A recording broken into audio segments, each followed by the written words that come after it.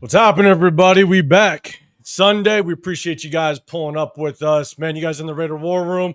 Let's chat. Everybody start to kind of file in, man. We appreciate everybody rocking with us. Man, we back. We've been out for just a little bit. Mainly my fault. Been on vacation. Came back. Did all this stuff with the family. And now the season is right around the corner. We had the first preseason game last Thursday. We got our preseason game. This next weekend? It's about to pop off. I believe that first preseason game is against the Cardinals, so they're in Arizona. The second preseason game is going to be against the Niners, and then we got Seattle after that. But we got a bunch of topics we're going to touch on today. We're going to talk about open practice.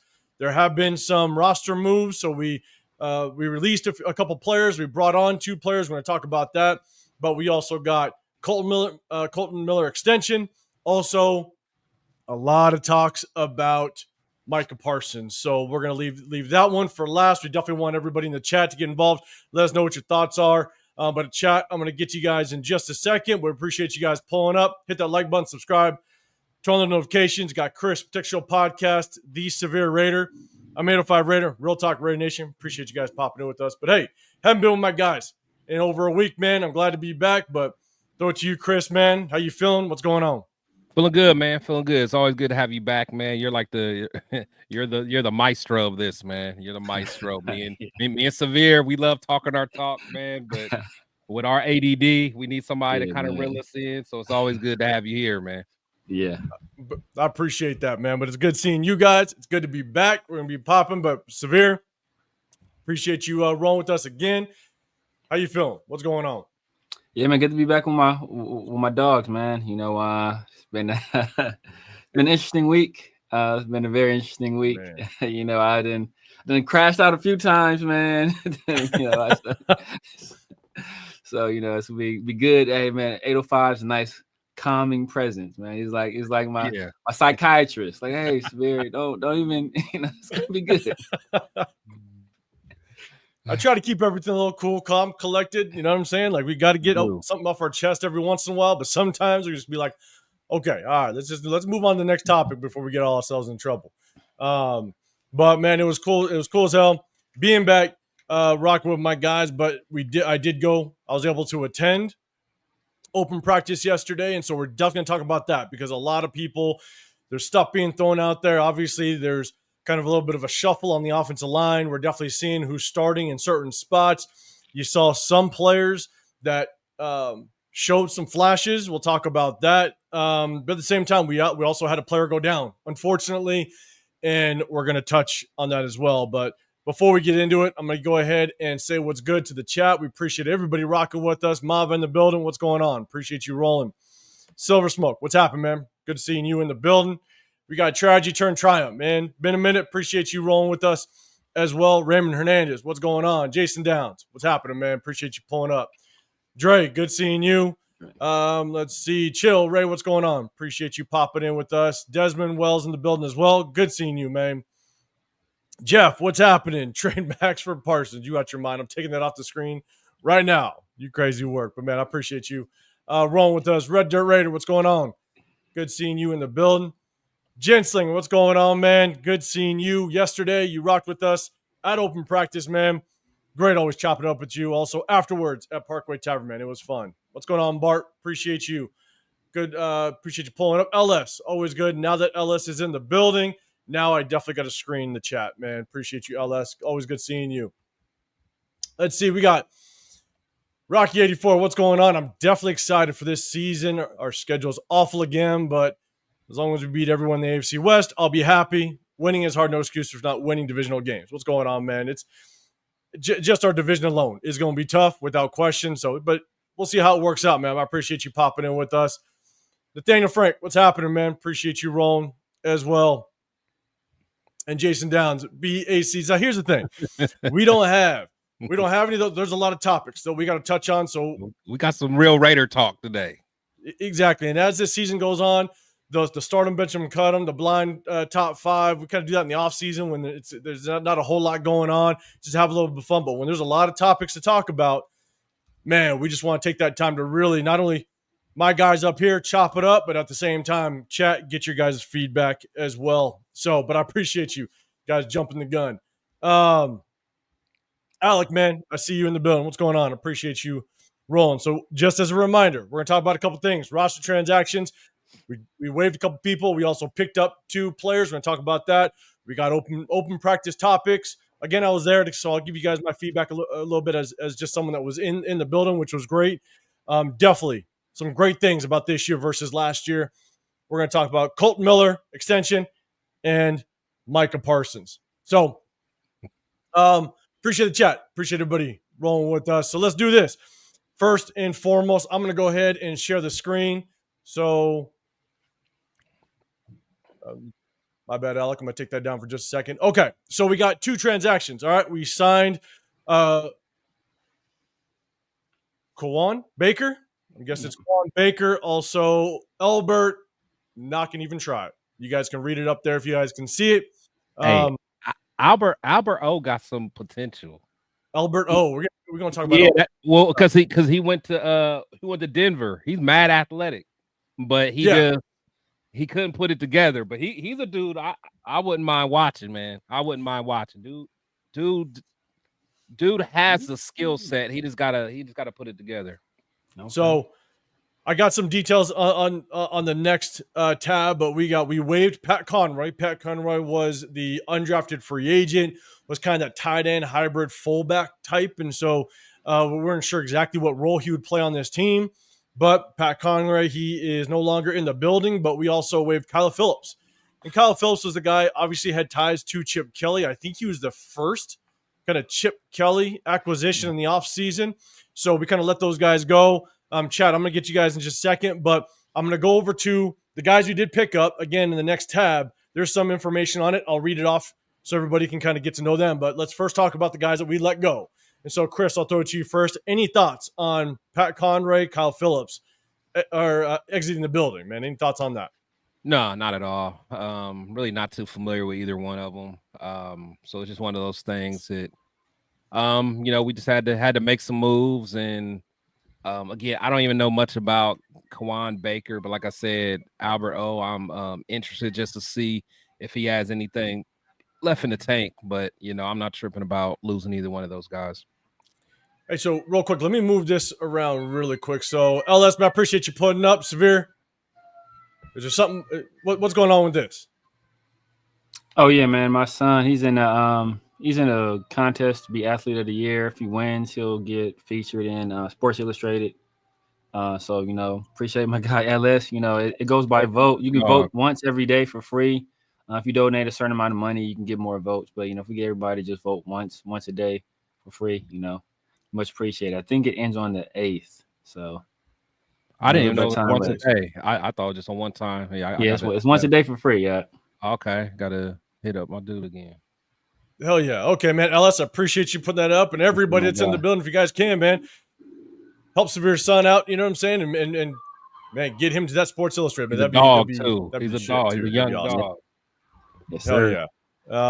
I'm slowly transitioning him back. He's trying to. I was gonna take him to the open practice yesterday, but he had a birthday party to go to, so I'm turning him back. Slowly turning him back.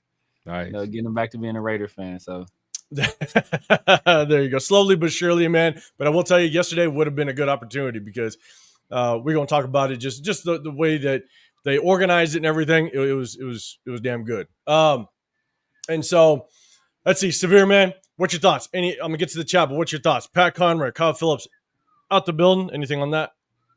Kyle Phillips was a guy I liked. I mean, he obviously played at UCLA. He was like a slot receiver there.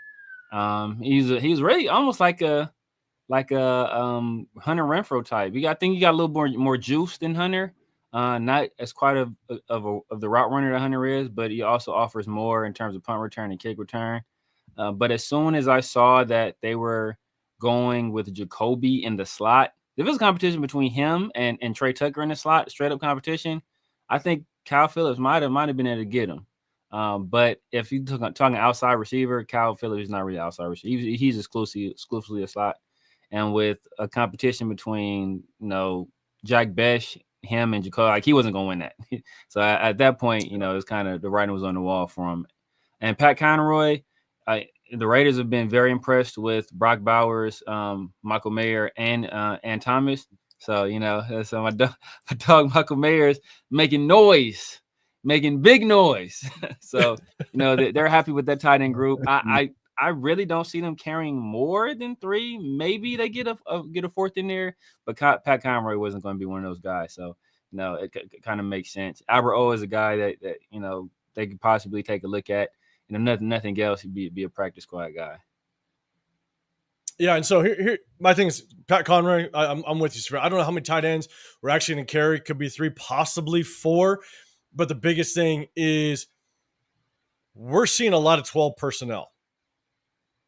And the thing is that if you're seeing a lot of 12 personnel, and they used Ian Thomas in the backfield quite a bit yesterday, how normal that's going to be, I really don't know. It's hard to tell. Just the fullback.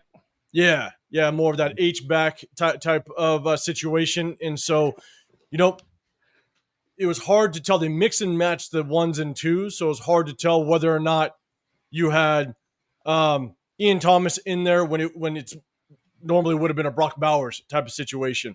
So how many tight ends are going to keep? Not too sure, but I think we're going to see a lot more as it relates to preseason. So when the preseason starts going off, I think we'll get a better idea as to how many tight ends we might keep on this roster. But Pat Conroy, not surprising. You got a lot of tight ends, a lot of people like. He's out the building. Kyle Phillips, I will say, Kyle Phillips it was so weird. At one point, I actually think I was sitting next to Jen Slinger, and both of us took a look at who was in the slot. It was Kyle Phillips. I was like, man, he looks like a little kid out there. He just looked completely out of place a little bit. But at the end of the day, Severe, to your point, with all the transactions and everybody that we brought in, especially at the receiver position, Jack Best, Deontay Thornton, all those guys, and the way that they actually were using Genty a little bit, kind of splitting him out, kind of getting a lot of these guys involved in the slot. I don't really see too many of these bottom tier receivers making this roster. So Kyle Phillips, he's out. Not really surprising. So I'm going to jump over to a little bit. Let's see. Yeah, man. Everybody's saying what's up to Severe Summon. Appreciate it. Show the support, man. Just Raiders, baby. What's going on, man? Hope you made it home safely, man. We closed down the building, Parkway Tavern, yesterday, man. It was fun, man. Let's see. All right, let's go back over to here.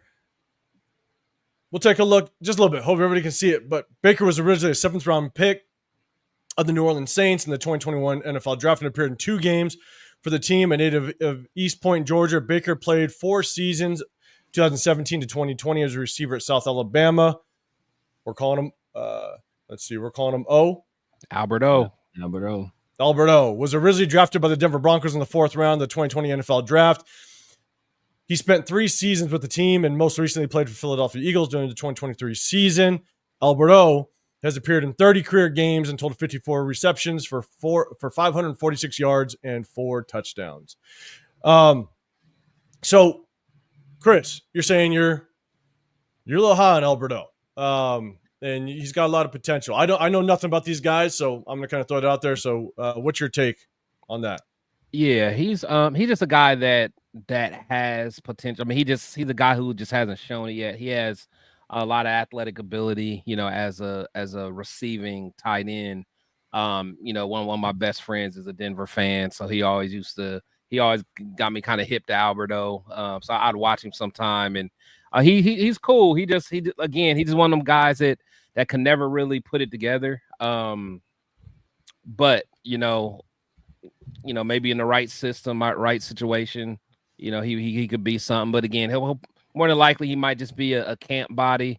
I think I don't know if he can even be on the practice squad. I know they changed the rules, so he might be too old for that. But it'll be interesting to see if if we can do anything with them. You can never have too many athletic tight ends, for real.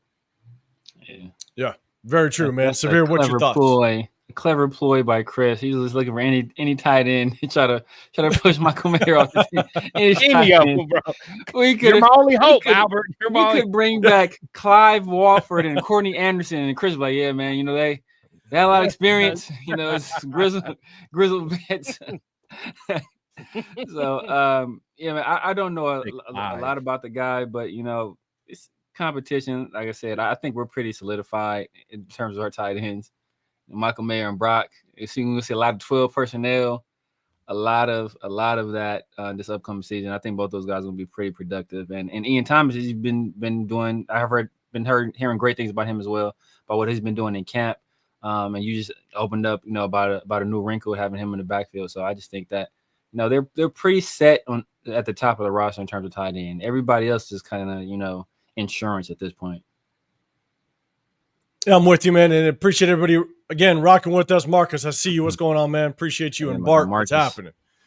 And so I think that's the biggest thing is you bring in Alberto, and it's just whenever someone isn't working out, maybe Kyle Phillips, you just kind of know he's not going to make the team. Pat Conroy, you're seeing something, he's not going to make the team. So you go ahead, you waive those guys, and you bring somebody else in now that you have the opportunity just to look at them, right? If you have a spot on the roster, you bring people in to just take a look. Now, the likelihood these guys actually make the roster is very slim, in my opinion.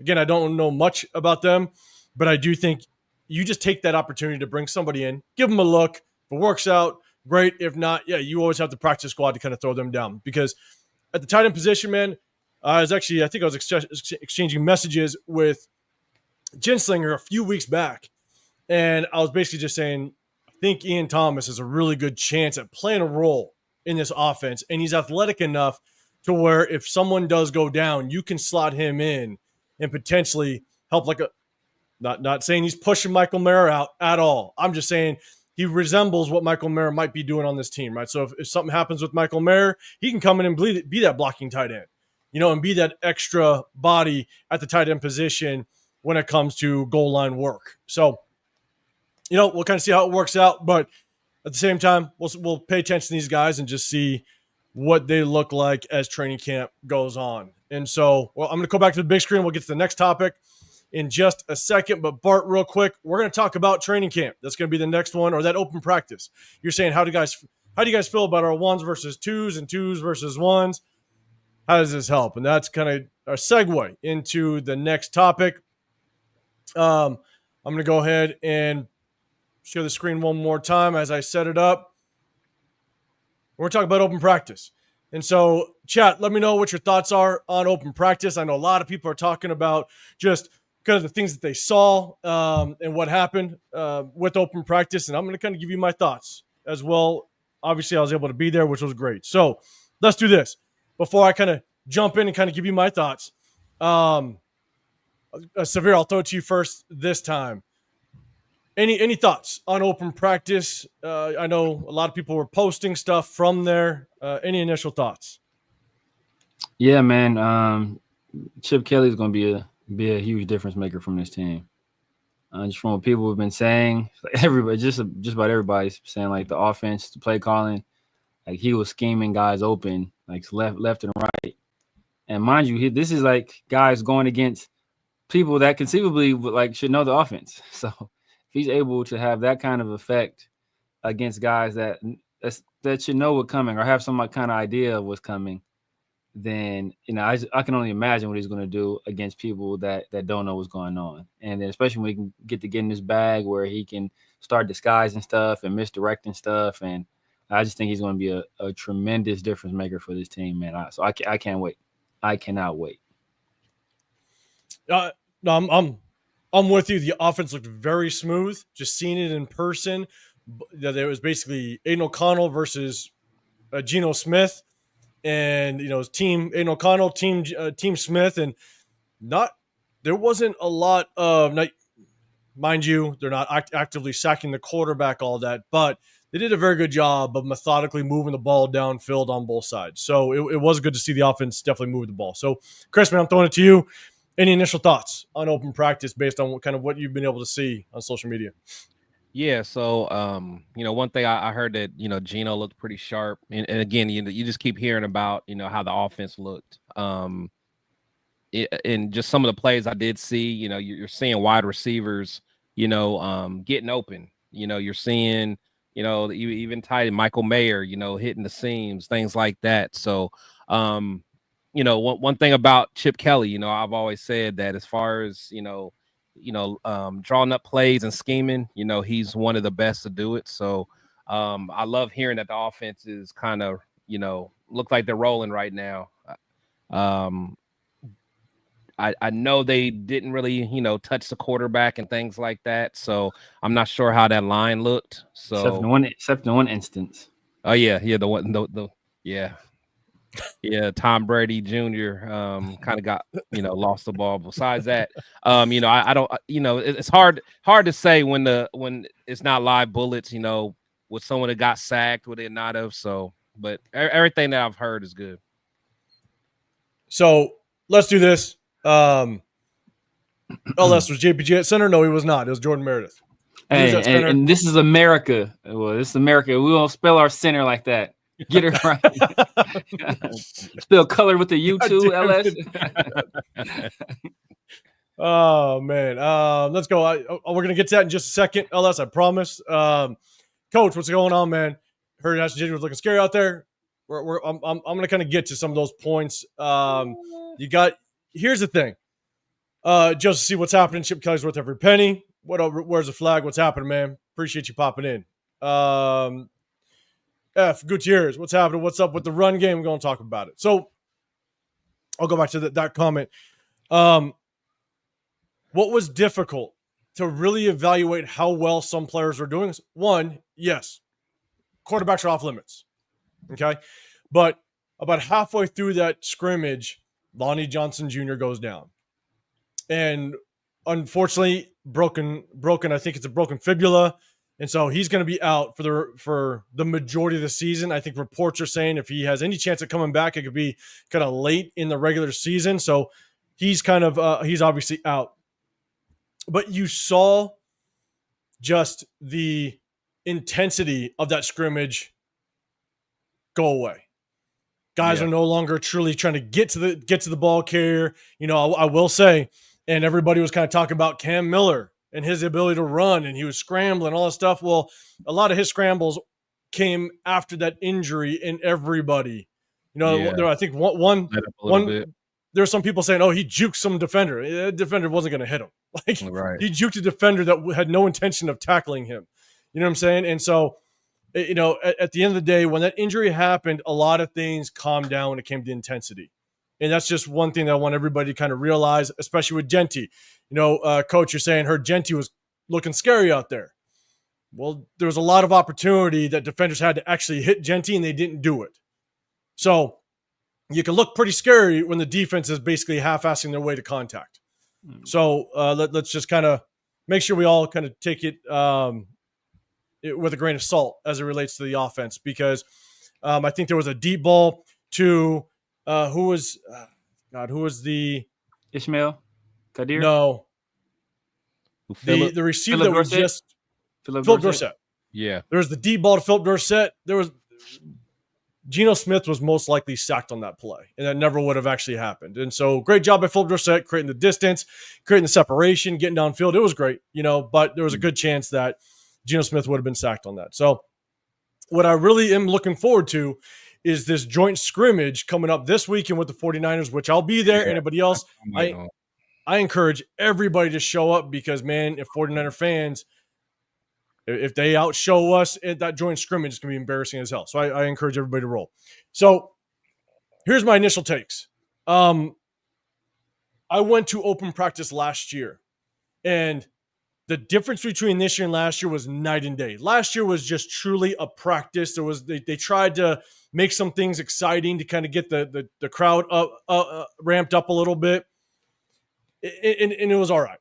I think people were more amped up about the wave that went around the stadium last year than the actual performance on the field. So this year they did the wave. Yeah, the wave went down. Hey, I'm not clowning on it. I took my kids; they enjoyed it. So, but I get it. But this year was a true inter-squad scrimmage, and I think it was really exciting for people. Right? You got to see it. They were making plays. You can kind of see the offense kind of pull itself together a little bit. And so I think for the most part, without question, it was a million times more entertaining than last year. There was a very big crowd. It was great. A lot of people showed up. But one of the biggest changes from last year to this year was they actually came through one of the VIP area tunnels, not the main tunnel they come out. And they actually had Raider fans all lined up underneath inside that tunnel, high-fiving the players as they were coming out. And when the Raiders actually entered the field, I mean, they were coming through the tunnel and actually high-fiving a ton of Raider fans. And I think it was great. I think it was a great experience. The Cowboys got something like that, don't they? Similar. When I lived in Texas, the Raiders and Cowboys played in preseason, and I went to that game, and the Cowboys do that exact thing. Where they come through the VIP area, and the Cowboys get to actually like high-five the fans as they're coming out. That's exactly what the Raiders did yesterday, and I hope that they do that in the regular season. If they do that in the regular season, and the Raider players can actually see the fans first and come out of that tunnel, and they actually they get to just see the excitement of the Raider fans, I think that's going to help without question with them kind of getting amped up for the game to start off. So I think that was huge. Now we'll jump into, I have more points, but I'll definitely jump into the offensive line. JPJ, he played guard. Jordan Meredith played center. All right. And so obviously there was a lot of reports coming out earlier this week about the Raiders making that switch up. So, Chris, I know this was something you definitely want to touch on. I got my thoughts on it. I'm chilling, man. I'm chilling. But go ahead, man. Go ahead. All right. So, let's do this. Actually, before I jump into it, Severe, I'm going to throw it to you first, man. What's your initial thoughts? JPJ at guard, Meredith at center. How you feel? Severe, you look like you're gearing up for this one. How you feel? Yeah, man. This is this is one of the dumbest things I've ever seen. This is like, it's not like just stupid. It's incredibly stupid. And it's not even necessarily the position change. Because if you feel you want to put your best five out there and you feel Meredith is one of your best five, you don't feel he's a fit at guard, okay, understandable. But that being said, why on earth would you take Dylan Parham, who was playing right guard last year, and move him to left guard? And you take Jackson Power Johnson, who was playing left guard last year, was expecting to play center this year, then move him to right guard. And then you take Jordan Meredith, who was playing guard last year, and move him to center. And he's been in the league 5 years. This is year 5, I believe, for him. And he's never once taken a single snap at center. So it just doesn't make a lot of sense. Instead of just making the one singular move of replacing Andre James with Jordan Meredith, and you just hit the ground running. Everything static from opening day of last year, essentially, except for Jordan Meredith being at center. You move 3 people. And then instead of saying, Jackson Power Johnson, you are right guard, because I don't know if this is like them trying to save face for making an idiotic contract for Alex Cappa that everybody knew at the time was idiotic. It's not like this is revisionist history where we're like, okay, well, you know what? Who could have saw Alex Cappa not working out, guys? Come on, am I right? Like, no, everybody knew at the time that was a stupid move. And it was him hooking his boy up from Tampa with hopes of him being the same guy he was years prior before the injury. The people in Tampa didn't want him. And it's not like it's a Devin White situation where, Devin White went to the Eagles. There's a whole bunch of people that are better than him in front of him. And he goes to the Texans. And there are people that are better than him in front of him. No, Tampa just didn't want Alex Cappa. And nobody was going to pay Alex Cappa what we paid him. But somehow we still overpaid for a guy that nobody else wanted, who's now not even going to play. Like, this guy is making more money this year than Adam Butler is this year. His cap hit this year is like 5-point-something million. Adam Butler's cap here this year is like 3.6 or something like that. How is this guy getting paid more than the best defensive tackle we have on the roster right now? Like, it doesn't make any sense. So it's just, I don't know if it's the Nepo baby move or Brendan Carroll is trying to be too big for his britches and he's trying to, I'm going to reinvent the wheel, or if this is like Chip Kelly meddling with something, or if this is a Pete Carroll thing. But whoever's decision it was, it's a stupid one for how they executed it. Okay. All right, so let's do this. Joseph C saying Jordan Meredith small arms. Don't let anyone tell you stats don't matter. And I'm gonna kind of give you guys my take on it. Jeff, you're saying to people hitting the panic button, JPJ playing guard, relax his talent evaluation to see who's best where. I'm gonna kind of give you my take on it. What up? What's happening? Dixon, what's going on, man? Appreciate you popping with it. D-Mokes, I see you. What's going on, man? Not in the building as well. I appreciate you guys. I'm going to give you my take. If you guys can, hit that like button, subscribe. I appreciate everybody rocking with us. Got Chris up top, Chris Tech Show Podcast. Got the Severe Raider down below. I'm 805 Raider, Real Talk Raider Nation. Hit that like button, subscribe if you guys can. We do a sub-only chat, just FYI. It just shows a little bit of appreciation to everybody that does sub to the channels, man. We appreciate it. So here's my take. This might be a little long-winded, but here we go. I think by moving JPJ to guard and Jordan Meredith to center, I don't like it, right? Jordan Meredith did a very good job at playing guard last year. He's never really had that experience with playing center. So I have no clue how well of a center he can be. I don't know how he can be the leader of that offensive line. Making sure that he has the right calls, obviously the protection calls, all that. I'm not sure how well he could do. What I do know is Jordan Meredith is very technically sound. That's why he's an undersized guard, right? But he still is very efficient in his play, which tells me, and we've all seen it on the film, he's very technically sound, which is great. The move to take JPJ from center to guard, I think he can still be a very good guard. But I think what that tells me is that we might be more of a power run scheme type of offense, type of running game.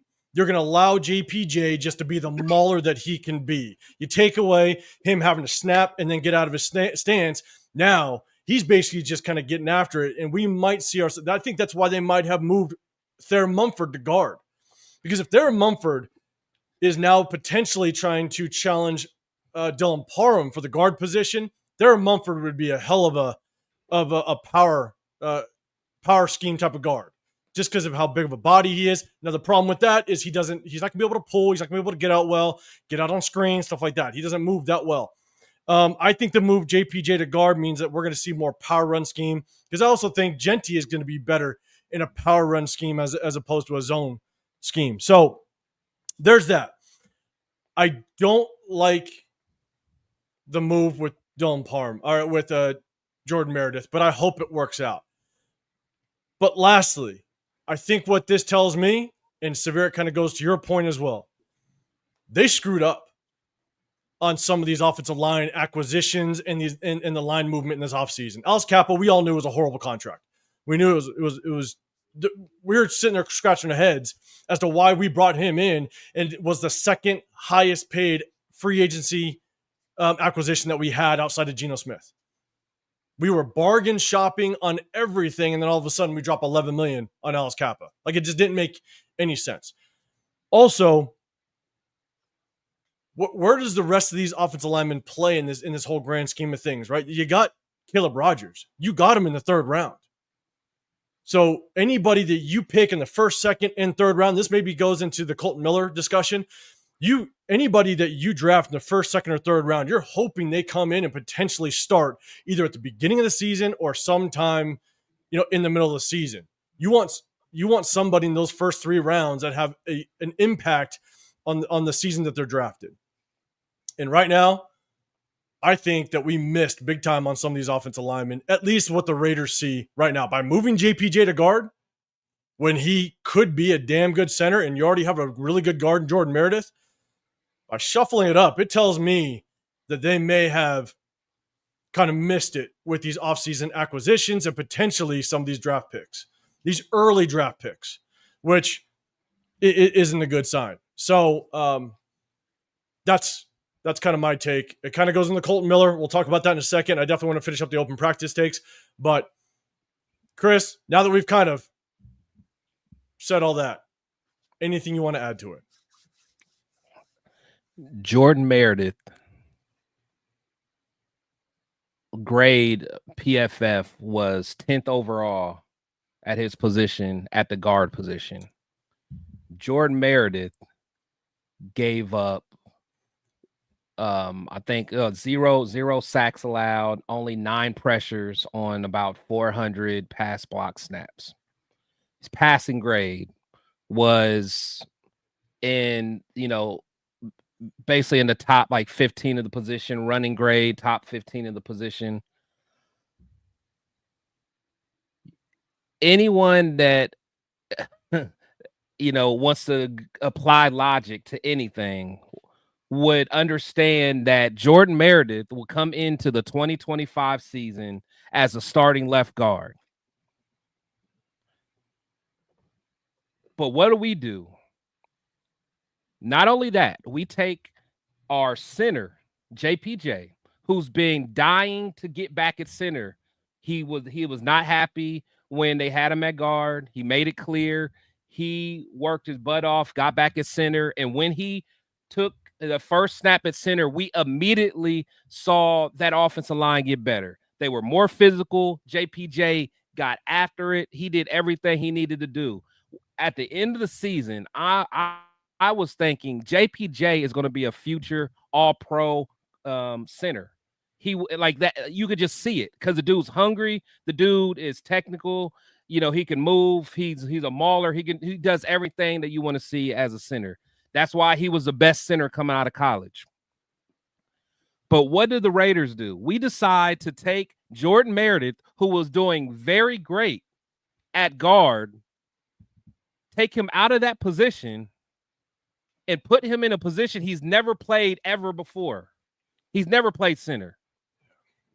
He was surprised when they told him, hey, you're going to have to learn center. He wasn't expecting that. He was going into everything going to be the guard because he was ranked the 10th best guard in the NFL. So,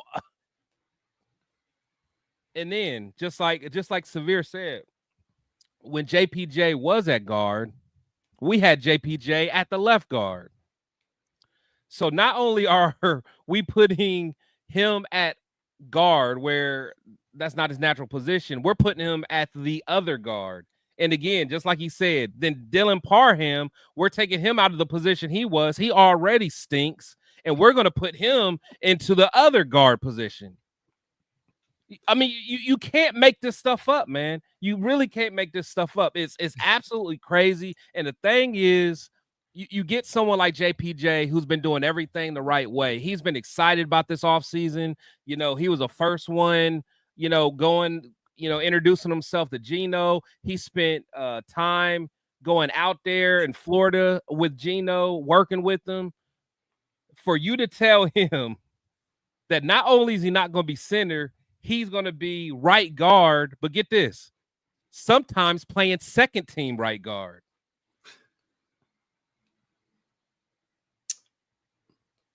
Second team right guard. These are the things I'll be talking about, man, when our players, like everyone want to act like everyone wants to come to the Raiders. We have so many delusional fans. We are absolutely delusional. Other players across the league is looking at this nonsense. Like, we're over here playing reindeer games, shuffling this line like some idiots. What do you think Mike Vrabel and them are doing, getting ready for week 1? You think they playing games with their year 2 guys, year 3 guys? They are ready to kick some ass. They are getting their guys ready to go. We're over here just, like I said, reindeer games, man. It pisses me off. I'm sick of it, man, because what's going to happen, things aren't going to work out in the beginning of the season, and these same fans are going to tell me, calm down, just relax, be patient. No, you don't be patient because you don't do stupid stuff like this. You got to put your best guys in the best position and let's roll, let's cook.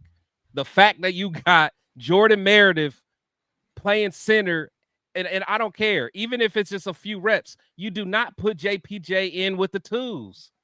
You just don't do it, man. You only have a limited amount of reps in practice anyway, man. Let these dudes gel. They're playing with a new quarterback. They're playing with a new offensive coordinator. They're playing with a new offensive line coach. These guys need to play together. All this switching and shuffling, it's a recipe for disaster. Mark my word, week 1, it's going to get nasty. So like you said, I still don't think Meredith ends up starting center. And let's do this. If you're right, then there's no reason based on how Jordan Meredith played last year that you even rep him at center. So that right there tells me that the Raiders are absolutely screwing it up with Jordan Meredith because you're repping him at center. And then if Jordan Meredith ends up being a backup, that I might lose my shit in a totally different way. I might take out that Adam Butler, bottle and drink it for a whole another reason. That's all I'm saying. I mean, if Jordan Meredith ends up being a backup, but here's the thing is one of the things, and I understand people might be saying, oh, well, they're trying to shuffle things around and you're testing players at certain positions. The thing is you have to take what we know of last year and continue to build off of that, right? That's the whole point of continuity. That's the whole point. Exactly. And you have a very short time period for this entire offensive line to fully gel. It's not coincidence that last year, roughly around that week 9, week 10 game of last year, we started to see our offensive line do better. Why? Because our guys were finally healthy. Why? Because guys were the rookies, right? We started, JPJ took 3 weeks to get into the game, right? Because of the concussion. DJ Glaze was a rookie starting at right tackle. And so it took these guys. Colton Miller's finally kind of getting into his own. Cody Whitehair finally got benched. We finally made the right decision and put Jordan Meredith in.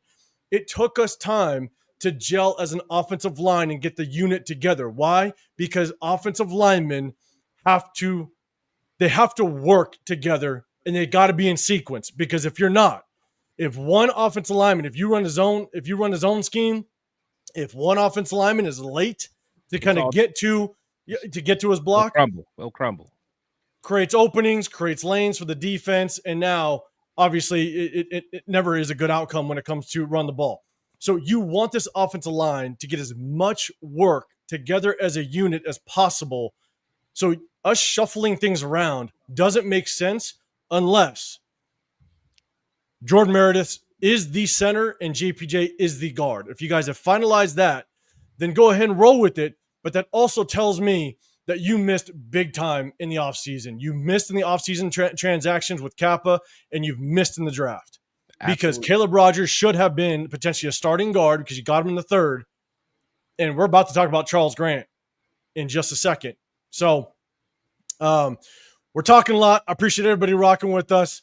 Raider Rick, I see in the building. What's happening? Let me kind of get to Easy. What's going on, man? It's good seeing you in the building. Coach DC says, I guess you guys are better, more successful OCs than Chip. That has nothing to do with what we're talking about, all right? Because I'll tell you right now, if that has anything to do with what we're talking about, all of us three never would have brought Kappa in. So we would have made the right decision because Kappa ain't even touching the starting offensive line based on what he's getting paid. I love when fans say stuff like that. So, but never mind. Go ahead. EG, what's going on, man? Appreciate you rolling with us as well. Lunatic, what's happening, man? So, what up, Loon? We see Big Lil Bosco. What's going on, man? What's happening? Appreciate you rocking with us. Let's do this. Let's jump over, and I think this is it because this kind of plays into this offensive line talk. All right. And so, chat, let me know, how do you guys feel about extending Colton Miller? Do you like it? We extended him for 3 years. That puts him on the roster, I believe, to the 2028 season. The 2028 season. I don't know how it's structured. I don't know if it's front loaded or back. I tried to look it up and I didn't really see the details. Mm-hmm. But it's a $66 million contract, a 3-year extension with $42.5 million guaranteed. So the biggest thing was the fact that Colton Miller wanted some guaranteed money, right? So we got him paid. We're bringing him in. We now have for at least the next 3 years. You never know how that last contract year always works out, but for at least the next 3 years, we have ourselves our left tackle. And so, chat, let me know what you guys think of this. I'll definitely bring it up on the screen. I love the move. I'll give my instant reaction. I love the move. I love anchoring that left side. That's one position that we don't have to address for the next year, maybe 2, when it comes to free agent, the draft. And potentially free agency. But it leaves a lot of question marks with a draft pick this year. And it kind of goes to, did we kind of screw up with potential 3rd-round draft picks? This is my biggest question mark. So, Severe, I'm gonna throw it to you first this time. How do you like the move, man? We'll start with that. Yeah, I love the move, man. I've been screaming from the rooftops for the longest. Like, bring back Colton Miller, bring back Jacoby Myers. Like, these are foundational cultural pieces that are also very productive on the football field. And this is a 3-year extension.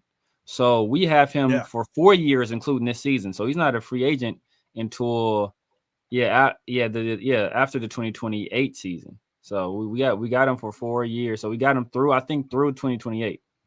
So this year plus 3 more.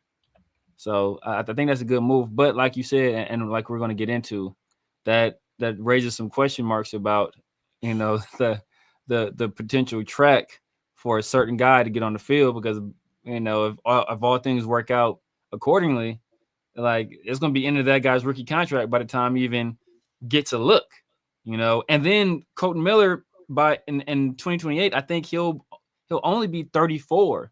So it's not like he's going to be like too old to get an additional contract. He's still like, at the end of his prime for offensive lineman, as long as he stays healthy. So he can conceivably get another like 3-year deal and right off into the sunset at 37, 30. So it's, like I said, I mean, it's always good to have depth at the position. I got no problem with that, but I'm not sure if we should be, grabbing depth in the 3rd round, especially for position groups that don't sub out. Like, if you want to grab depth at safety, because, hey, you know what, you rotate safeties, or you rotate corners, you rotate wide receivers, rotate linebackers, like these positions you rotate. Okay, cool. You want to get some, but to like 2 3rd-rounders on guys that very likely aren't going to play at all, because like I just don't look. I'm not a better GM than Spytech, so I can't say anything about it. You can't say nothing. You can't say nothing. You can't say nothing. Spytech he just knows everything. I don't know a damn thing, because it's just not adding up to me. I'm not a mathematician either, but I know 2 + 2 = 4, and the stuff they doing, the math is not mathing. So it just doesn't make sense. The Kappa thing. I like Charles Grant. This guy I have my eye on as like a 4th or 5th round guy. A developmental guy. I have my eye on him there. Rodgers, I liked what I heard, what I saw from him. I was thinking that, hey, you know what? He's a guy that's going to come in for Kappa and take that guy's position. But now he's behind Kappa. Severe. He's going to take JPJ's spot. They drafted him to take JPJ's spot. Johnson. Maybe he did. And I've only heard about him playing right guard in camp, but maybe that don't matter. That don't matter. Exactly. He'll be left tackle next year. So let's. They gonna put him at tight end. Ian Thomas said he's making a team. Like, what? Rodgers, go play tight end. I don't know, man. I don't know. It's just not adding up to me, man. What up, Gay Games, man? I appreciate you guys. I appreciate you guys rocking with us. Here's and Chris, I'll throw it to you in just a second. That was as soon as we extended Colton Miller and I saw the years, I was like, wait a second. We thought we had a piece that we were going to develop, and it might take 1 or 2 seasons, but now if we don't have Colton Miller for his final year, that would be, and we move on that final year of the contract, whatever it may be, depending on how that contract is structured, that means Charles Grant may never see the field, and you pulled a 3rd rounder on him. Now, mind you, we traded back. We got both Caleb Rogers and Charles Grant at the very tail end of the 3rd, so it was almost like a 4th. But whatever, still a 3rd. And you still can get extremely good starters there, potential starters at those positions. And you won't even if Charles Grant gets 1 year, it's the final year. It's a contract year. You won't even know exactly what you have with him, because you're only giving him that 1 full season with development. As a potential starter. And so, to me, we talked about JPJ moving to guard, Jordan Meredith at center. Charles Grant is one where, look, Dylan Parham's on his last year. Maybe Charles Grant ends up being the starter and replaces Dylan Parham next year. That's perfectly fine. maybe he needs a year, you slot him in. But my thing is, now you got Charles Grant. Does he still play tackle? Or do you possibly move him down to guard, and now it's your 2 third-round rookies trying to battle for that one guard position and only one starting job? Severe, to your point, offensive linemen don't rotate. You're not rotating guys in. And so did we just completely miss an Alex Kappa in free agency, and did we potentially miss in the 3rd round with 2 offensive linemen, drafting them where you could have potentially got potential starters that could play a role and have an effect this year? Now there's a chance we don't even see these guys. Caleb Rogers may still be able to jump in and take Dylan Parmer's spot. I do think he has potential, but now those moves just don't make much sense to me as we see the shuffle within the offensive line. So Chris, I'm throwing it to you, man. What's your thoughts? One, do you like the Miller extension? That's number one. And number two, man, yeah, what's your thoughts on how it can affect this entire offensive line? Yeah, no, I was always okay with extending Miller, and I was always thinking about a 2 or 3 year extension for him. Again, I'm not gonna say I'm the biggest Colton Miller fan. However, just for continuity, not that continuity matters for the Raiders, especially the offensive line. But I did want to see him come back. I do think he would be a good piece to help Geno, moving forward. So I was good with that, and I really hope that we hear some news about Jacoby as well. So I'm good there. But like, if I want to talk specifically about just the miscues in the 3rd round, I mean, it's clear. It's clear. If we had to make the moves that we're making now, it shows that we totally struck out, for one with Kappa, and then with the 2 guys that we got in the 3rd round. And there was a lot of dogs still on the board, in that 3rd round. Guys that all of us liked. Guys, got linebacker, plenty of linebackers in the 3rd round. Your boys, Danny was there. That Teddy, the kid from Cal, Teddy Buchanan. Imagine this 805. I think didn't Jacob Parrish go in the 3rd round? Didn't Jacob Parrish? Jacob Parrish went in the 3rd round. He did. Imagine the fun we would have had with that. We're still trying to figure out a slot corner. I'm just saying. Oh yeah, my bad. Yeah. Chris, go. But no, I mean, it's just again, man. And I always say, usually, those top, your top 3 picks, man. Especially your 1st and 2nd. A lot of times those guys need to start, and a lot of times you want to see your 3rd round pick start, man. Or at least get a lot of burn. And at the end of the day, it's very it is very possible that neither one of these guys are going to see the field, because honestly, I think that, I think that Glaze is going to hold it down on the right tackle. 3 years of Colton Miller, and honestly, and you probably tell me more than, because at least when I was looking at some of the highlights, it looked like Thayer was probably in what 2nd string left tackle, right? He was in there getting reps at left tackle. Yeah. So no more guard. Yeah. So honestly, our 3rd round picks, neither one of them going to probably get any burn this year, probably in the next 2 or 3 years. So that again, it's just the Raiders being the Raiders, man. I hate being the negative one, man, but I guess I got to be the objective one, because this is ludicrous, man. Ludicrous. And it kind of goes to Thayer, that you the last day of non-mandatory training camp, right before they took the long break. All the reports came out. Thayer Mumford is going down to guard, and he got every single rep at the guard position. We come back, he's still potentially repping with the guards, but now in open practice yesterday, now he's back at tackle. Surprise! And I'm sitting there going, "Is he playing left or right?" I saw him at left. Playing left, yeah. Yeah. And so I'm sitting there going, why are you shuffling all these guys around when you need continuity? Week 1. And week 1 is basically just a little over a month away. And if we continue to see the shuffling in preseason and stuff like that, We saw the effect that not having a solidified offensive line weeks 1 through 7 last year affected the performance of the offensive line. We shuffled everybody around. We had rookies starting. Colton Miller wasn't ready because he had obviously the no off season.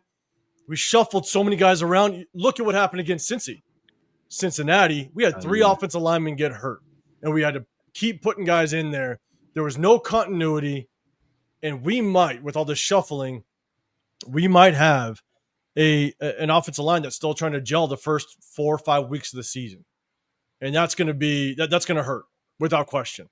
So, it's going to be tough.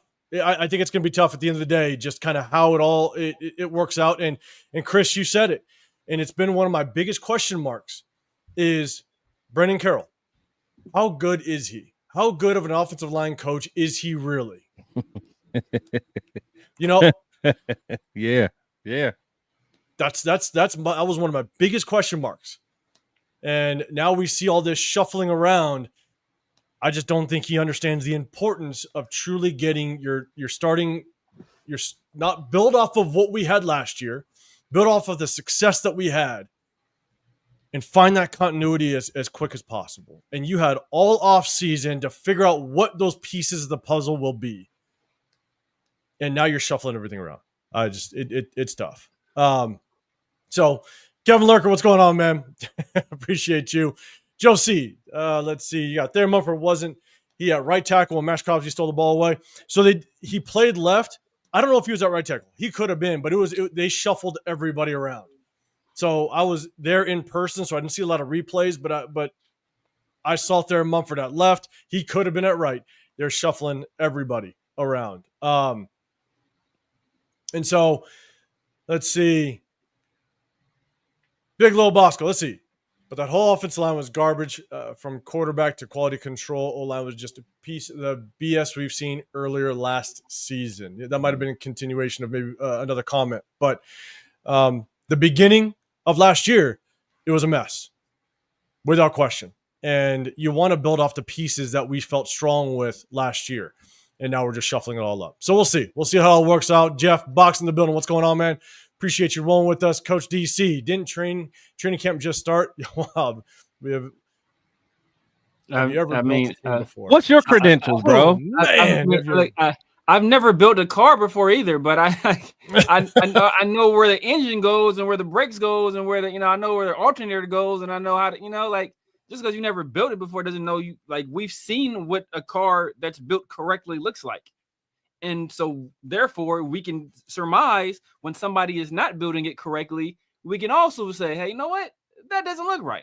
So it's like that. That's not, any disqualification. Like none of us in here or in this chat have built a team before. So, but all of us have an opinion on how a team is built. None of us have coached a team before. We all have an opinion on how a team is coached. So everybody's free to express that opinion. We're expressing an opinion based on years of football knowledge, whether that be playing, coaching, observing, studying. All of us have years of doing that. So, it's not hard to look at something and say, you know what, this doesn't make sense. If you go to the doctor and the doctor is doing some weird stuff, you're like, you know what? I don't think that's going to cure my, I don't think that's what you should be doing right now. So that's what we're doing right now. But you didn't go to med school. You didn't go to med school, Severe. So you can't even talk about it. Like the most important thing is continuity.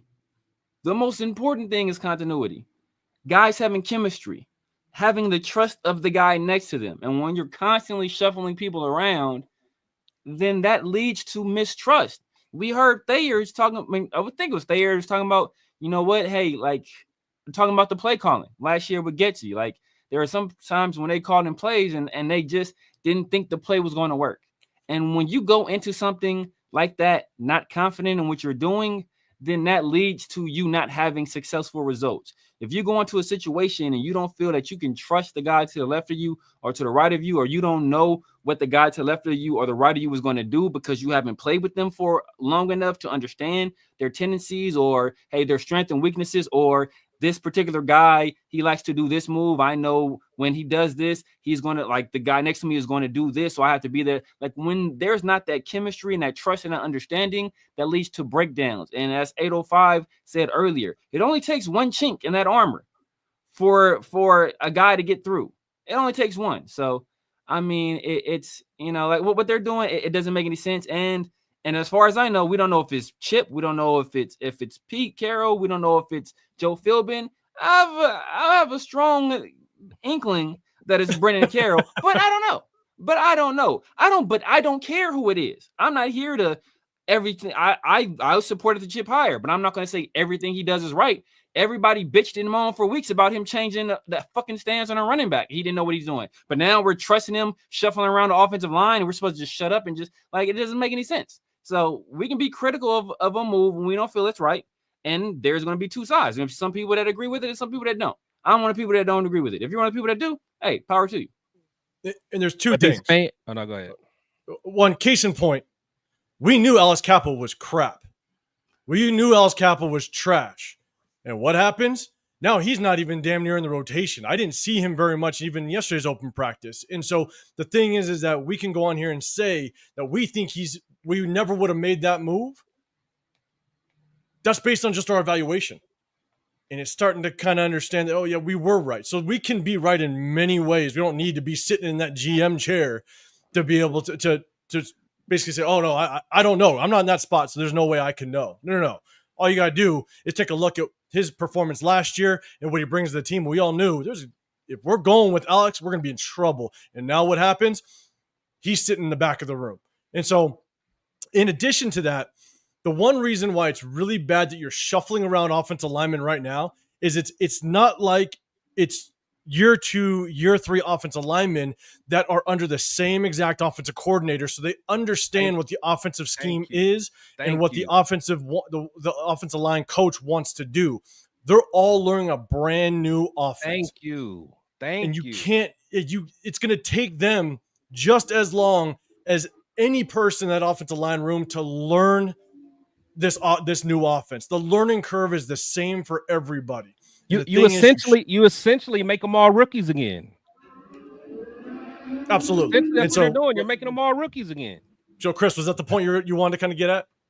Yeah, my bad. Go ahead. Go for it. Elaborate on that. I started. That's what I'm saying. It's like you're playing, you're moving all these pieces, and again, once someone gets comfortable, I mean, you're taking away the whole advantage of having any kind of continuity, having guys come back and all that stuff, because you're literally starting it all over. Like, we all can say JPJ had a very good rookie year. We can all say that now, and we all feel like he's only going to get better. But now it's like he has, like, everyone always complained, oh, well, Derek Carr had a different play caller every year. Like, I mean, that stuff matters. Like, when you have to start over and learn something new, forget about what you just learned and learn something new, that is always going to make you take a step back. And I just don't understand, man. I don't. It drives me insane how people aren't seeing this.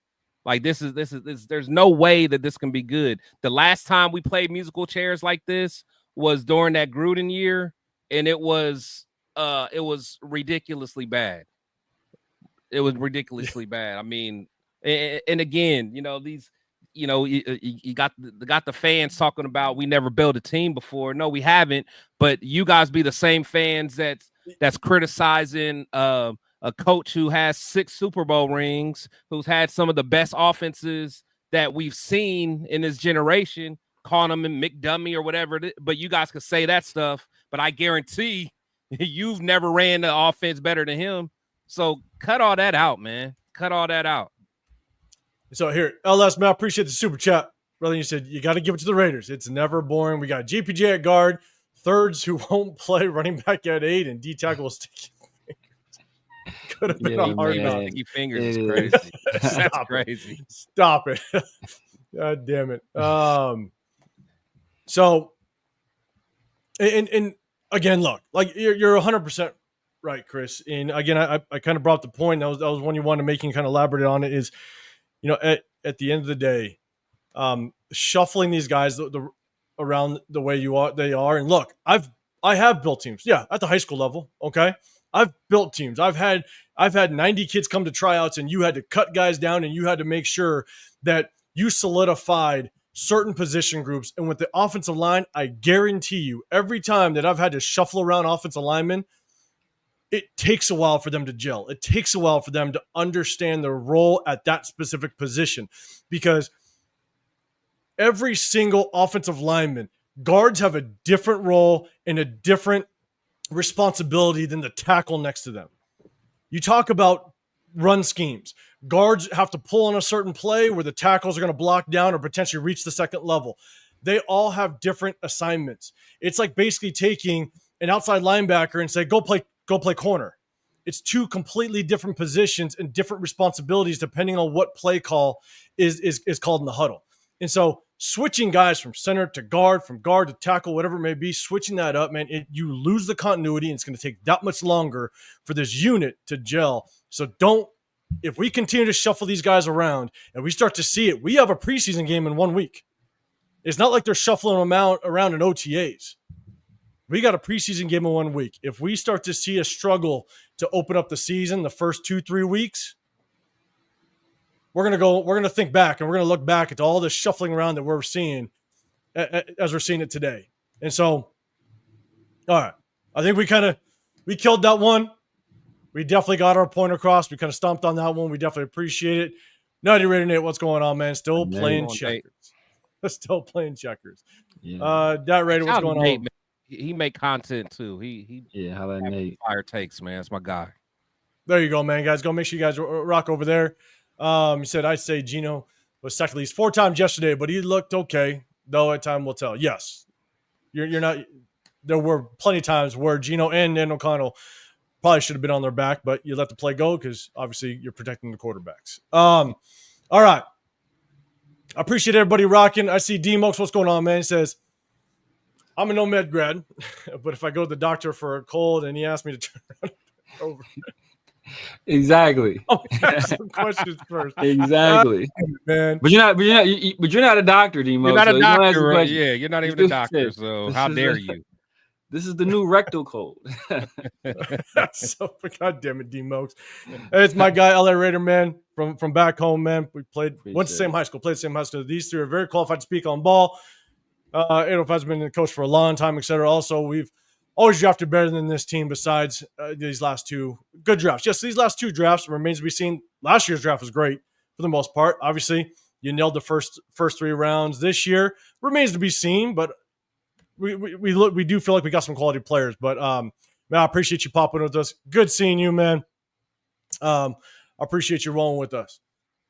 Let's see, Jeremiah, man. I like that they're experimenting with the O-line. Now, as long as they got it figured out by the time preseason games have starting starters,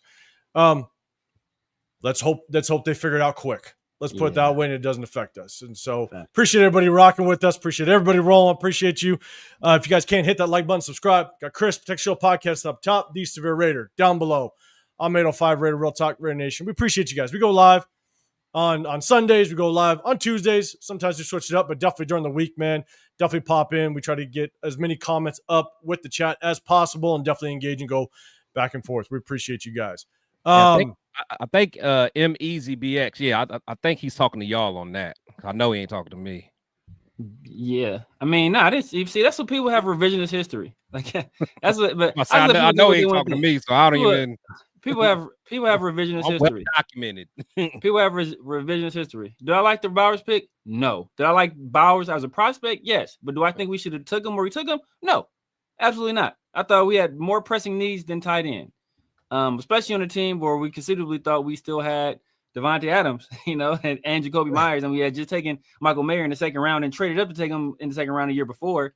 So did I think we should have taken him? No, I thought we should have did everything we needed to do to get up and get a quarterback. But hey, you talk about me not liking the Brock Bowers pick. I also had Brock Bowers as the 3rd best pass catcher in that draft, only behind Malik Neighbors and Marvin Harrison. Also had Malik Neighbors as the highest rated receiver in that draft class. Also had Jaden Daniels as the highest rated quarterback in that class. Also had Michael Penix, had Caleb Williams as well. I also had Queen Mitchell as the best cornerback in that class. So you want to talk about stuff I don't know anything about? I got plenty right, brother. I got plenty right. So we can go tit for tat with this if you want to. Because I guarantee you, my track record is a lot better than yours. We can go. So we want to go blow for blow. Let's do it. But my takes are out there for everybody to see. For everybody to see. Yours is hiding behind a screen name. So don't go there. So I am on. I'm on record. I was there in Detroit at that daggone, because for one, I wasn't a big Michael Mayer guy. So for us to get another tight end, I was cool with. So, but yeah, that's what I say. I saw that comment. I know he wasn't talking to me, so I'll let you guys respond to that. And so, look, I was basically on the same page with Severe when it came to Brock Bowers. There was no question Brock Bowers was arguably one of the best players just to come out of last year's draft, right? But I wasn't a fan of the pick because obviously we had Michael Mayer, but at the same time, it wasn't really the biggest need. Now, Brock Bowers, without question, was going to be a hell of a tight end in the National Football League. No one could really argue that whatsoever. But you shit on it only because we had so many other needs. And with the history of us drafting, look at the history of our draft picks prior to Brock Bowers, and you tell me that we have been nailing drafts. Let's just do that. Tell me if we've been nailing drafts prior to Brock Bowers. Not at all. Not even for a second. And so the part that I struggled with was the fact that you want pieces, you want draft picks to be the piece to the puzzle that's going to get you to the Super Bowl. And unfortunately, we had more pieces that we need to bring together in order to get to a Super Bowl. And that's why I wasn't a fan of the pick. But there's no way you question Brock Bowers' talent and the way that he was going to be in the NFL. I wanted Taliese Fuaga. We didn't get him. Taliese Fuaga ended up being a very good rookie left tackle. Started out right. They moved him to left. Ended up being a very good rookie left tackle. You know what I'm saying? And so there's plenty of players that I've wanted that have actually worked out in others. Jacob Parrish incoming. But there's plenty of players that have worked out that I wanted, but unfortunately the Raiders go a different way, and we sit ourselves in this situation. So I never wanted Damon Arnett. Never wanted, who was that damn safety that we picked as well? Abrams. Jonathan Abram. You know what I'm like? We picked Lynn Bowden in the third round that all of a sudden didn't even play a goddamn snap for us, and we trade him away. Like, there's plenty. We moved him to running back during COVID. Running back during COVID. So, yes. But hey, guys who've built teams before made those picks, or guys who are gurus. So, since we aren't, we have no, we shouldn't be talking about it. So I think all Raider fans have the right to question the draft picks based on the history that we have. Yeah, you know what I'm saying? Especially tight ends have the highest bust rate of any first round position. It's not even close. It's tight ends. I think wide receivers the next one. So I mean, those are the two highest ones. And I think Brock Bowers is the first tight end to make like an All Pro within the first 5 years, on his rookie contract in like over a decade, something like that, something crazy like that. Like so, the track record on drafting tight ends in the first round wasn't the greatest, and we had just drafted one in the second round the year before and traded up to do so. So was I in favor of that pick? No. And look, it remains to be seen. What if we without a quarterback and getting Geno Smith, I think that kind of softens the blow. But if we didn't get a quarterback, we would have just wasted 4 years of Brock Bowers, and he would have did. Exactly, and that's not knowing all the moves we just made, right? We didn't know Pete Carroll was going to be the head coach. We didn't know AP wasn't going to be sticking around. We didn't know that we had no clue what our quarterback situation was going to be. And so you judge that pick based on what the makeup of the team was at that moment.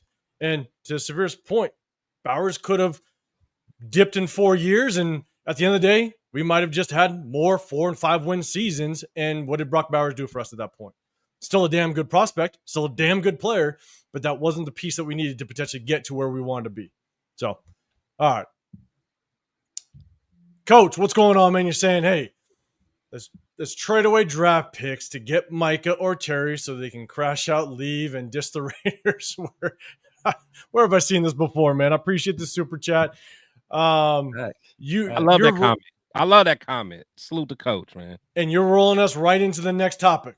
Right in the next topic, and we're gonna talk about Micah Parsons real quick.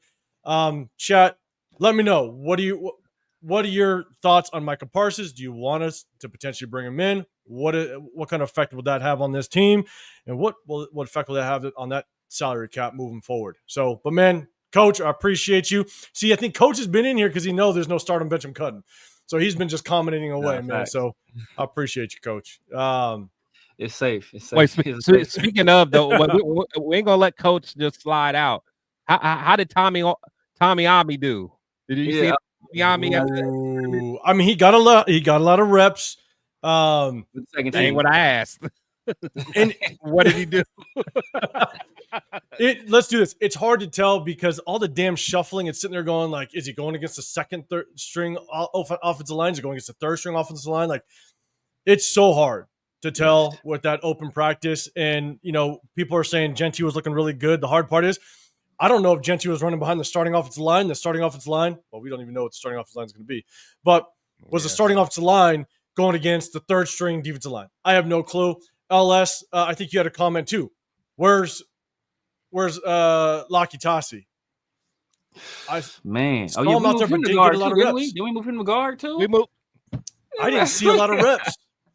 We moved him to guard too. We moved Thayer to guard, moved him back. And moved JPJ back to guard and moved Thayer to back to tackle. And then Laki Tassi is just back to defense. Like Laki Tassi is over there looking for 4-leaf clovers with Tyree. It's like he has no clue what's going on. He is made to be a D lineman. Oh my goodness! Everything about him, everything about that dude says D lineman. Everything about him. But what do we?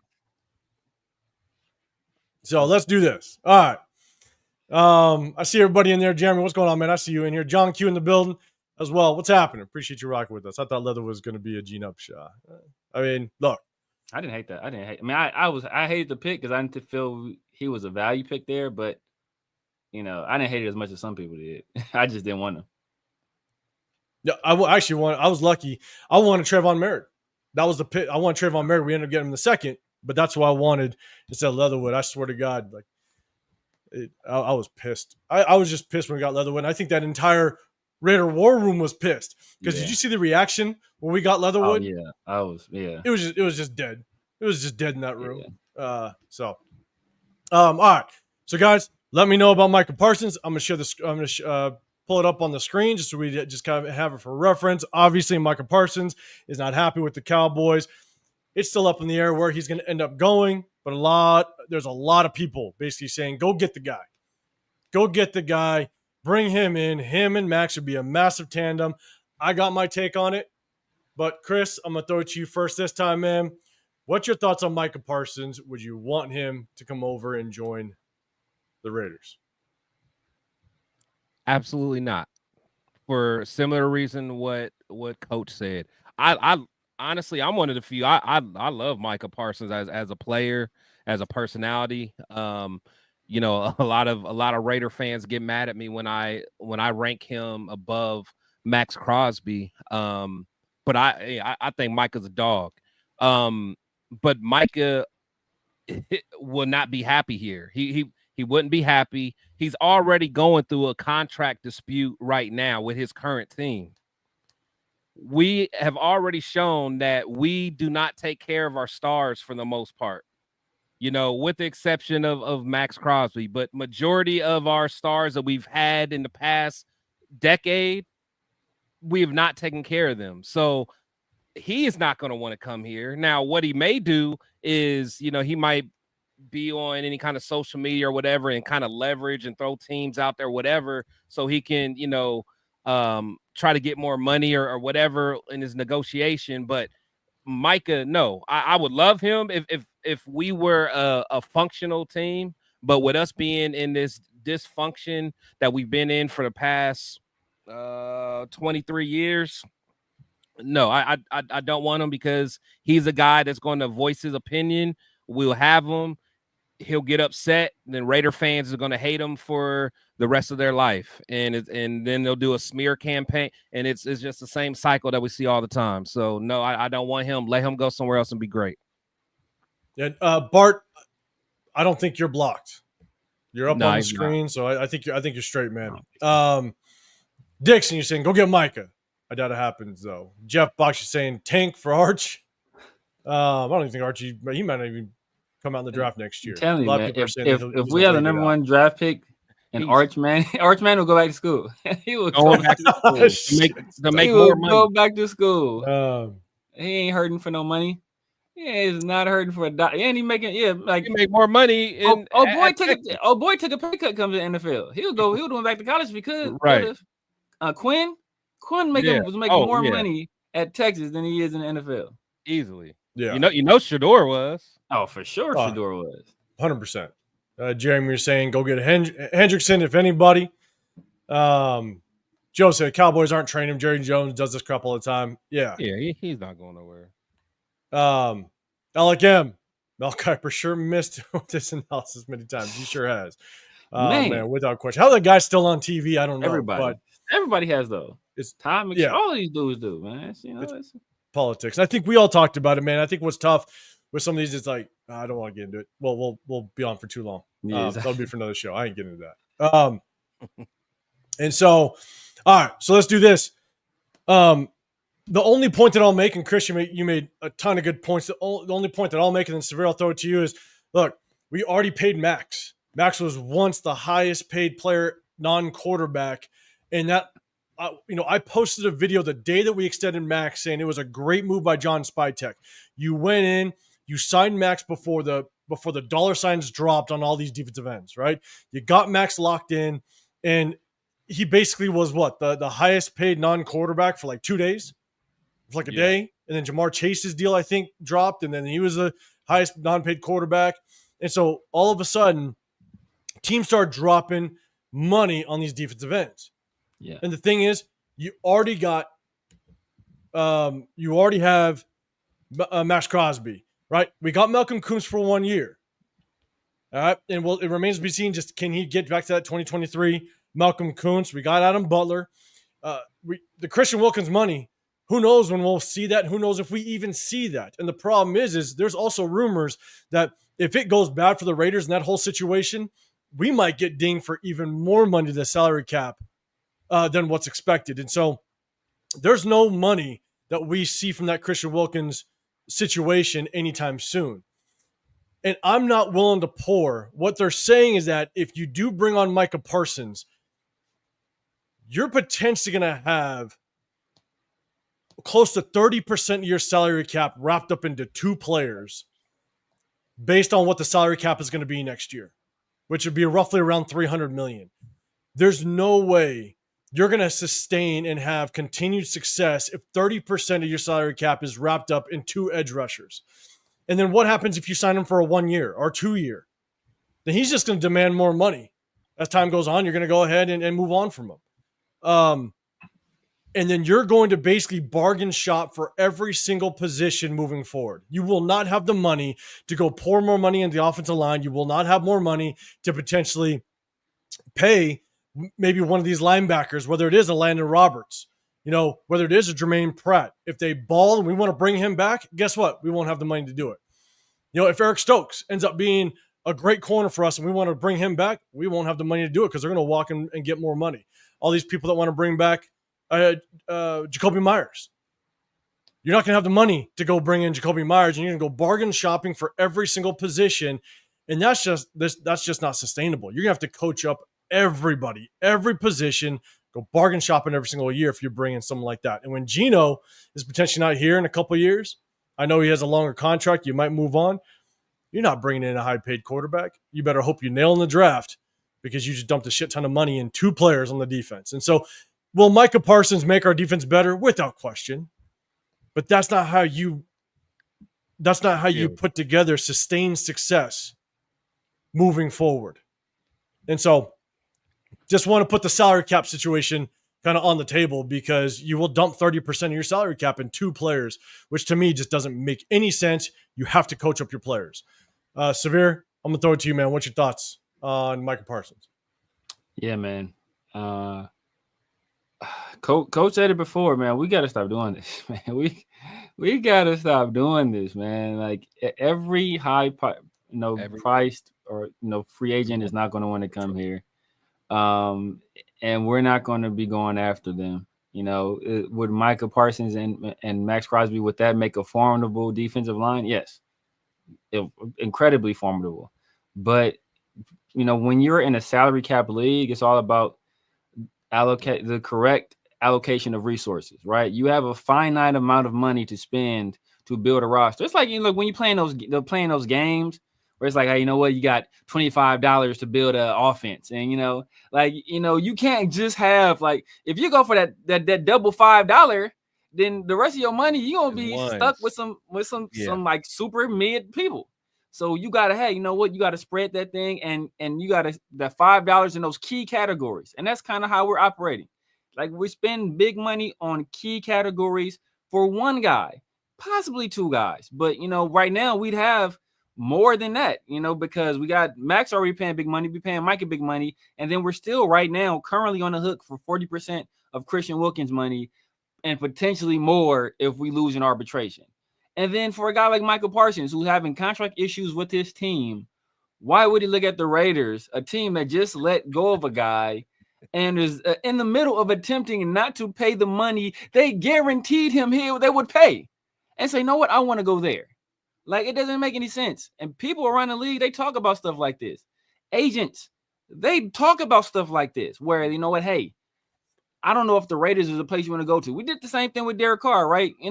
Whether or not you agree with that decision, we signed Derek Carr to a big contract, and he had an out after that first year. And most people thought that was just contract language and there was nothing to it.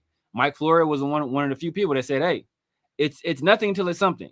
And what happened? We end up exercising that option, and we released him, and we didn't have to pay him the rest of that money. So I don't think guys around the league are going to look at this and say the Raiders are a destination I want to go to, especially with our track record recently, have not been winning. Now, Pete Carroll, he's respected around the league. People like him. That's going to draw some people. If we put together some winning seasons, that will draw some people. But at currently how we're built, I don't see a lot of high-priced guys saying, you know what, the Raiders are the place to be for me. Now I'm going to go back, Troy Gill, man. You're saying, what's happening, man? You're saying, yes, Parsons for the right price. There is no right price. He's going to want to get paid. So there's no negotiations to come over here. If it was the right price, Jerry would already get it. I think I might be talking about draft capital too. But even then, like... Yeah, and you got to trade. And here's the thing. I think some people are forgetting. Malcolm Kuntz was damn good in the 2023 season. Now, there are question marks. Which Malcolm, like, are we going to get the 2023 Malcolm Kuntz? He's going to stay healthy. Don't get me wrong. A lot of question marks. But if we do get that 2023 Malcolm Kuntz, I think some people are forgetting just how nasty he really is. And so, not only is he a damn good pass rusher, but Malcolm Kuntz was extremely good against the run too. So let's just kind of, I'm hoping we get that 2023 Malcolm Kuntz, but we'll kind of see how it works out. Chris, you're going to say something? No, I mean, basically that was it. We're good. Yeah. And then if you look at the defensive lines that have just been the winners, or been the teams representing their respective conferences in the Super Bowl. We have the Chiefs, who basically, they drafted Chris Jones, they drafted George Karlaftis, they drafted these people.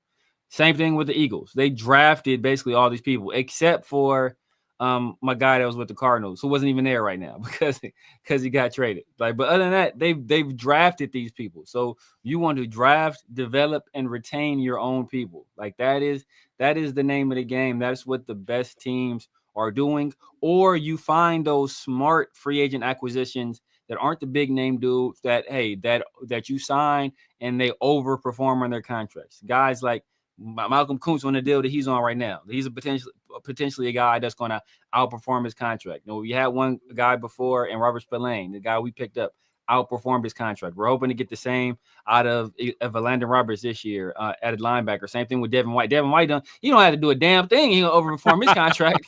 He just show up, and he's worth the paper he's present. Yeah, he's marked present, and that's it's more than we expected. Like, you feel me? So, like, that's what you do in free agency. You don't go out and try to make these splash moves. And Spytek has already said he's a cheapskate. So he's not going to, like, think about that. Not only will he have to give up plenty of draft capital, but he have to give up a whole bunch of money too. That's like a double expense. You think a cheapskate is going to do that? No. So I think that's the biggest thing, right? Yeah, Micah Parsons, it's almost like we just talked about the Brock Bowers, right? No question, Micah Parsons comes over here and he makes the defense much better, without question, right? And so at the end of the day, the question is, are you willing to pay him? No. Yeah. I'm not putting that money. I don't want to give up draft capital. You build through the draft. And so that's just kind of where we stand with it. John Leon, what's happening, man? I appreciate you rocking with us. Let me kind of go up to the big screen. I think a lot of people are kind of back and forth a little bit. Jen saying Mass C said, nah, Parsons is going to set the next market. Yeah. He's going to want his money. Oh, and sure. We already have a high paid defensive end. So I think we're good. I think we're all right. Kuhn's good. Parsons excellence. Yeah. Yeah. Thanks. Got to remember but Kuhn's could be pretty damn good for us. So if he gets back to that 2023 form. So, all right, let me go ahead and go back up to the big screen. We appreciate everybody rocking. So we kind of went over. Well, I'm just thinking, when's the last time a big name acquisition worked out for us? Like long term. Like when's the last time? Devontae worked for 2 years, a year and some change. When's the last Seymour? time? Yeah, like right. Is that right. Yeah? Right. Richard Seymour probably. What? Yeah. It's been a long time. It's been a long time. Jesus, yeah, man, that's crazy. Yeah. John Leon, we'll get the last question, man. I appreciate you. What do you guys think about our wide receiver positions, man? Chris, I'll throw it to you first. Any last thoughts on the wide receiver position? It's still kind of to be determined. As you guys know, I was very, very high on Thornton, before we drafted him. So, and I'm hearing a lot of great things about him, in 805, you could probably, tell more, as far as what you saw, but it seems like he's going to be more than just a deep threat. Sounds like he's starting to get the full route tree going. So that's going to be great. Jack Best still kind of want to show and prove there. I absolutely love Jacoby. Hope we, get him taken care of. So as long as we can get, some good production out of those three guys, I'm not feeling too bad about the wide receiver position. We have one of the best tight ends in the league. I think we're also going to use, Genty, out of the backfield. And, so I'm not really too worried about the wide receiver room right now. I think we're pretty good there. Severe, man, I'll give my thoughts, but any thoughts on that receiver position group? Lots of question marks. Only proven guy right now is Jacoby. We're hoping we can see a lot out of Thornton, but it kind of remains to be seen. Yeah, I think that's a good. I think that is the last one. Yeah, that was big money too. But it was at guard. As far as I didn't try to move him to center, like cliche, you're all pro guard. You thought about playing center, like we got Rodney Hudson, but we'll move Rodney Hudson to guard, and we put you at center, and then Rodney Hudson. But it's unproven. Thornton's a guy I thought him as a later round pick. But I'm enjoying hearing that he's kind of developing. Usually, wide receiver historically has been a position that's been tough to translate to the NFL, but we've seen recently guys have been coming out balling. I'd include Brock Bowers in this conversation just because he's a guy that we used him in a lot of slot situations and split out wide and stuff like that. So these pass catchers, they've been hitting the ground running recently. Brian Thomas is a guy who was kind of in the same mode as Thornton, big, tall guys, great speed, acceleration. Obviously, Thornton isn't the kind of athlete that Brian Thomas is, in other areas, but just long arm guys with a whole lot of speed. I think he fits that mold. And then Trey Tucker, man, is not a guy I liked ever. But I've been hearing good things about him. He's running the route tree well. Hit that damn guy. Yeah, man. He's been running the route. He's running his routes well. Heard in one-on-one situations when they're in practice. He's the guy that's basically been one of the most impressive in those situations. So happy to hear that's coming along well. And then you think about it, we're going to be in 12 personnel probably more than 60% of the time. So we're going to see a whole lot of Brock, a whole lot of Michael Mayer, and that's possibly the best tight end tandem in the league. If we can get the Michael Mayer we've been seeing through these training camps and mini camp in regular season games. And so what I'll add to that is Joseph C. Tight end's going to eat. We saw the tight ends a lot yesterday. I was able to be at open practice, and we saw Michael Mayer getting fed the ball, Brock Bowers getting fed the ball, Ian Thomas getting fed the ball. And so I do think tight ends going to get a lot of work. Might see some 13. Did they do any 13 personnel? In the middle of the field, obviously you see it on goal line. In the middle of the field, I don't think I saw too much. They spread the ball out a lot. The receivers out a lot. They even put Ashton Genty out there. I like that. So, but Joe C, yes, tight ends are going to eat in Chip Kelly's offense. Was Mostert out there, or he was like he had some family stuff, didn't he? Oh, okay. No, he was out there. Okay, sweet. He was getting some carries. He make any noise, or he look all right? He looked all right. Again, it's so hard to tell when after that Lonnie Johnson injury, everybody started to let up, and so. Jeff, man, we did just talked about Parsons, man. The likelihood we get Parsons is very slim to none, to be honest. But we definitely just talked about that, man. But my guy Jeff looks like he sells insurance. He's ready. He's ready. I have an exciting new opportunity for you. Are you looking to make some extra cash on the side? I'll say, Jeff, if you can sell it to Micah Parsons, man, I don't know. You might be the person to bring him on over and take that pay cut. So here's the one thing that I will say, based on what I saw in training camp, and we'll end with this, is one, I do think with Deontay Thornton, Geno Smith, they got to get the timing down. Geno Smith tried to hit him deep a couple times. He overthrew him, so they got to get the timing down. That's got to be hard to do. Yeah.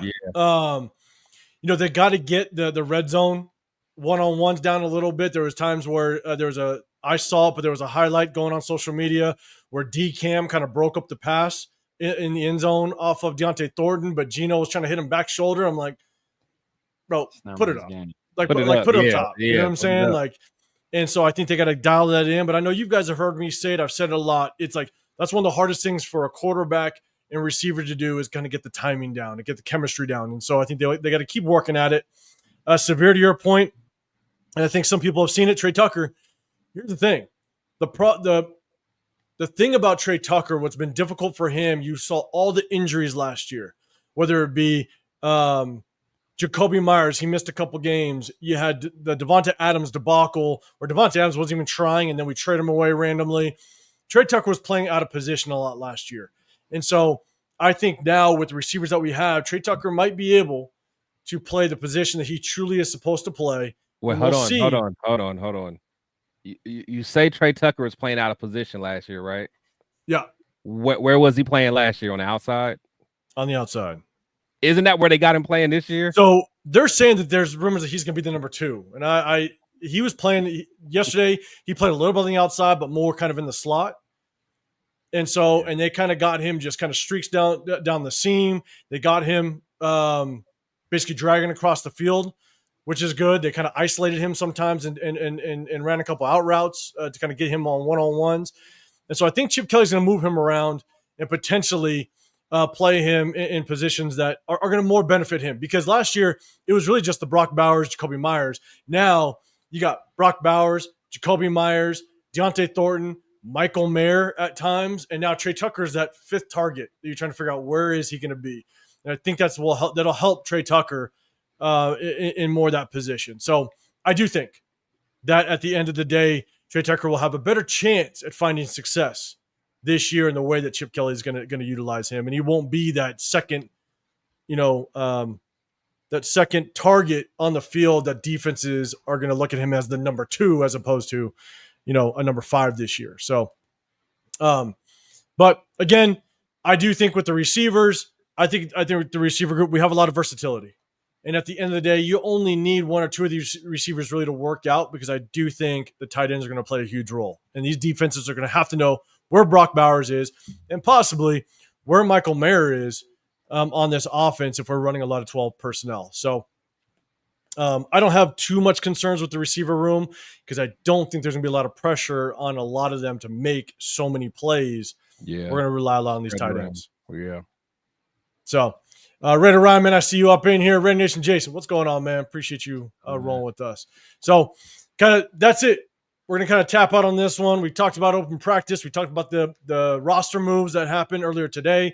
We talked about Colton Miller. We talked about Micah Parsons. If you guys missed it, definitely do us a favor, rewind after we're done here. Definitely check it out. But if you guys can't hit that like button, definitely subscribe. We definitely appreciate you guys. But we're gonna jump out of here, man. We're gonna get some final thoughts and just kind of what my guys definitely do throughout the week and what you can look forward to. So we appreciate you guys. But Chris, let people know what you got going on and what's happening and what they can look forward to you. Yeah, man. Protect the Shield podcast. You can find me on all social media platforms. You know, you usually find me in the comments section arguing with somebody. You know, with all my favorite Raider fans. But yeah, just grinding right now. You know, just getting hyped for this season. You know, shout out to my boy Dub Raider. You know, me and him you know, do our little show on the weekends that we drop. So just grinding and getting ready for week 2, the home opener. The Raider War Room is going to have a you know, we're going to be kicking it all weekend, man. So if you guys are out in the area, man, come check us out. We're going to be having a good time, man.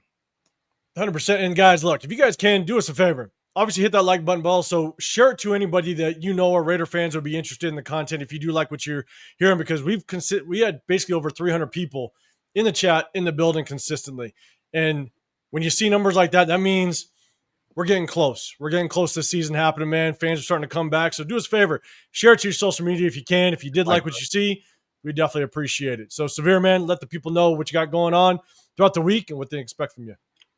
You guys know what it is, man. The Severe Raider here on YouTube. I just, oh my God. See, look, where you at, M-Easy?